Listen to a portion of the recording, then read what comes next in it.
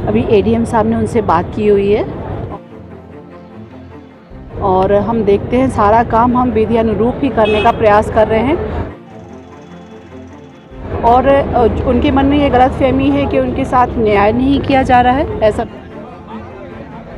बिल्कुल भी नहीं है। सारा कुछ शासन के केंद्र सरकार के नियमानुसार ही किया जाएगा। केन बेतवा लिंक परियोजना के अंतर्गत भूमि अधिग्रहण के मामले में फिर से उछाला गया है और आज फिर आम आदमी पार्टी के नेता अमित भटनागर के नेतृत्व में आदिवासी और किसान चौबे तिराहा पर धरने पर बैठ गए और जाम लगा दिया।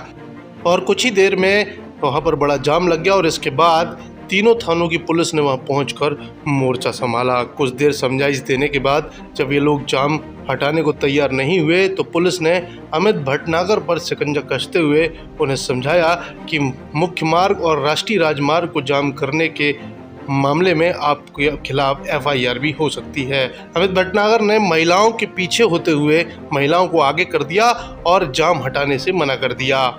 मौके पर अतिरिक्त पुलिस अधीक्षक विक्रम सिंह परिहार भी पहुंचे और उन्होंने भी इन लोगों को समझाइश दी, लेकिन जैसे ही पुलिस बल एक्शन के मूड में आया ये लोग जाम हटाने को तैयार हो गए और सीधे कलेक्टर कार्यालय में जाकर अपना धरना प्रदर्शन फिर से शुरू कर दिया।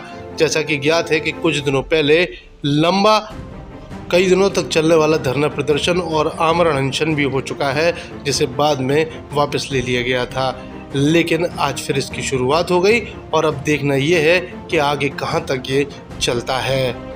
केन बेतवा लिंक परियोजना के प्रभावित गांव के ग्रामीण आए हैं और उनका कहना है कि पारदर्शिता नहीं की जा रही है। यहाँ प्रदर्शन भी कर रहे हैं, आप भी यहाँ पर मौजूद हैं, अब क्या उनको समझाइश आप लोगों के द्वारा? अभी एडीएम साहब ने उनसे बात की हुई है और हम देखते हैं सारा काम हम विधि अनुरूप ही करने का प्रयास कर रहे हैं। और उनके मन में ये गलतफहमी है कि उनके साथ न्याय नहीं किया जा रहा है, ऐसा बिल्कुल भी नहीं है। सारा कुछ शासन के केंद्र सरकार के नियमानुसार ही किया जाएगा।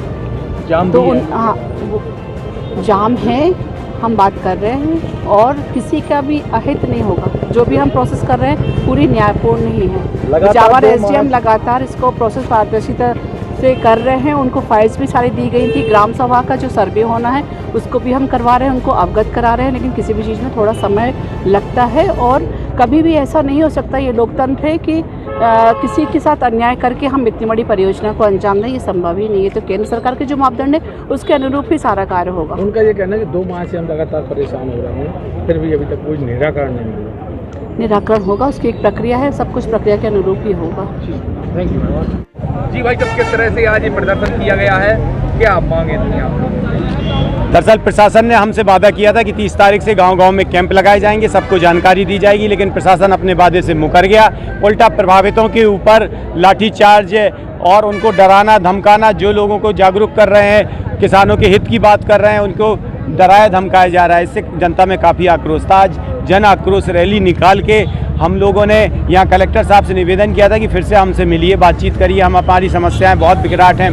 धारा 21 के तहत भी नोटिस दिया जा रहा है। धारा 21 जो है उसमें 15 दिन के ऐसे ही फर्जी दे दिया इन्होंने, जबकि नियम ये कहता है कि 30 दिन पहले उसकी सूचना दी जानी चाहिए। सारे नोटिस, सारी कार्रवाई, सारे कार्य इनके फर्जी हैं, फर्जी ग्राम सभाएं हैं। केन बेतवा को लेकर प्रदर्शन नहीं चल रहा है। केन बेतवा लिंक परियोजना प्रभावित है। 22 गाँव हैं, 7 गाँव पन्ना के भी लोग आए हुए हैं। ये सब लोग पन्ना के लोगों के साथ भी ऐसी अन्याय हो रहा है और छतरपुर के अब हम 22 गाँव के लोग हैं और यदि प्रशासन हमारी नहीं सुनेगा तो हम कड़ा कदम उठाएंगे। आज क्या हुआ है यहाँ पे छतरपुर में? हम मिलने आए थे, कलेक्टर साहब नहीं मिले। कलेक्टर साहब द्वारा यहाँ जाम लगवा दिया गया।